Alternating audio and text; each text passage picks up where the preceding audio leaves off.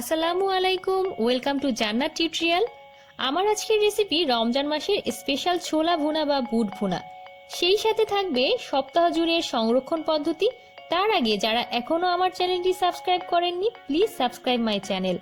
আর নতুন নতুন video upload পাওয়ার জন্য পাশের বেল আইকনটি অবশ্যই ক্লিক করবেন। আমি 1 কাপ ছোলা সারা রাত ধরে ভিজিয়ে রেখেছিলাম। সারা রাত সম্ভব না হলে 6 থেকে 7 ঘন্টা অন্তত এটাকে ভিজিয়ে রাখতে হবে, না হলে কিন্তু সহজে সিদ্ধ করতে পারবেন না। কারণ ছোলাটা ভিজিয়ে রাখলে খুব সুন্দর করে ফোলে এবং খুব সহজে সিদ্ধ হয়ে যায়। তারপর ভালো করে পানি দিয়ে ধুয়ে নিতে হবে এবং সিদ্ধ করে নিতে হবে। চুলায় একটি প্যানে পর্যাপ্ত পরিমাণ পানি দিয়ে ছোলাগুলো দিয়ে দিলাম। ছোলাটা যেন লবণ লবণ হয় এর জন্য অ্যাড করব 1/2 চা চামচ লবণ। তারপর মিডিয়াম হাই হিটে এটাকে আমি সিদ্ধ করে নেব। তবে ছোলাটিকে পুরোপুরিভাবে গলিয়ে সিদ্ধ করা যাবে না, একটু শক্ত থাকতেই ছোলাটিকে নামিয়ে ফেলতে হবে, কারণ রান্না হতে হতে বাকিটা সিদ্ধ হয়ে যাবে। এখন আমি চেক করে নেব সিদ্ধ হয়েছে কিনা। ছোলাগুলো ঠিকভাবে সিদ্ধ হয়েছে, বেশি সিদ্ধ হয়ে যায়নি। এখন এই ছোলার পানিটা ফেলে দিয়ে পরিষ্কার পানি দিয়ে আরও একবার ধুয়ে নিয়েছি। এই ছোলাগুলোকে আমি সংরক্ষণ করব 1 সপ্তাহের জন্য। একটা টিফিন বক্সে রেখে দিচ্ছি নর্মাল ফ্রিজে। ইফতারের আগে বের করে রান্না করে নিব। বাকি ছোলাগুলো আমি আপনাদের সামনে রান্না করে দেখাচ্ছি। চুলায় মিডিয়াম আঁচে প্যান বসিয়ে তেল দিয়ে দিলাম 2 থেকে 3 টেবিল চামচের মতো। তারপর এতে ছেড়ে দিলাম 2টো আস্ত শুকনো মরিচ। ফ্লেভার আসার জন্য কিছু আদা কুচি দিয়ে দিলাম।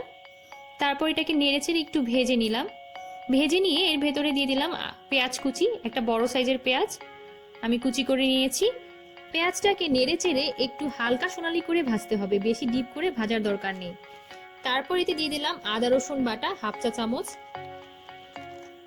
ধনিয়া গুঁড়া 1/2 চা চামচ, মরিচের গুঁড়া 1/2 চা চামচ, জিরার গুঁড়া 1/2 চা চামচ, হলুদের গুঁড়া 1/2 চা চামচ,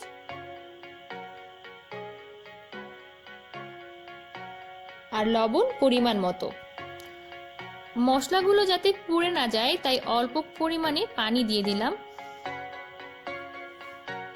এবার মশলাগুলোকে নেড়ে চেড়ে ভালোভাবে কষিয়ে নিতে হবে। মশলাগুলোকে ভালোভাবে একটু কষিয়ে এর ভেতরে দিয়ে দিলাম 2টো বড় সাইজের আলু কিউব করে কেটে নিয়েছিলাম। আলুগুলো মশলার সাথে নেড়ে চেড়ে মিশিয়ে নিতে হবে। কষানো হয়ে গেলে দিয়ে দিচ্ছি ছোলা।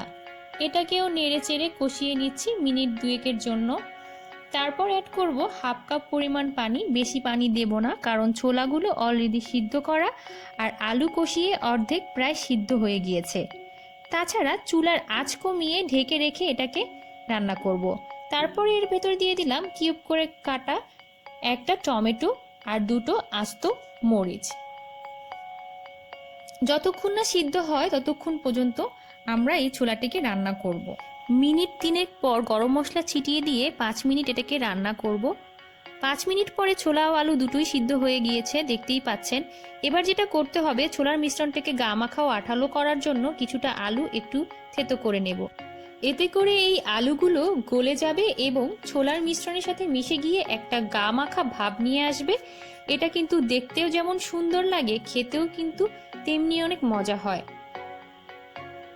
আমি এখন ছোলাগুলো উঠিয়ে পরিবেশন করছি।